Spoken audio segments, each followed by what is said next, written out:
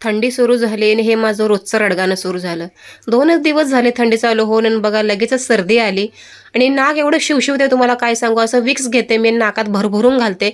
काय करू, एवढं नाक जळजळतं, डोळे जळजळतात, डोकं दुखतंय. आणि त्यात माझा एक सगळ्यात मोठा प्रॉब्लेम की मला खोकला आला की माझा नेमका गळा बसतो आणि गळ्यामध्ये शिवशिवतं, चावतं, ॲलर्जी आहे आणि लवकर 1-1 महिना माझा खोकला जात नाही, या गळाही माझा लवकर क्लिअर होत नाही.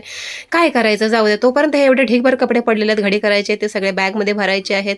बाहेर जायचं आहे म्हटल्यावर काय करणार. आणि हे पोरीने पण त्याच्यावर शाळेचे कपडे टाकलेत बघा आल्यावर. हे मुलांना मला खूप खूप त्रास देतात. तो बाहेर जायचं म्हटलं की त्यांचं तिकडेच लक्ष की मम्मी आपल्याला जायचं, उद्या शाळेत जाऊ की नको, जाऊ की नको. म्हटलं उद्या शाळेत जायचं आहे, नाटकं नाही पाहिजे, आपण रात्री बाहेर जाणार आहोत, आत्ता बाहेर जाणार नाही आहेत.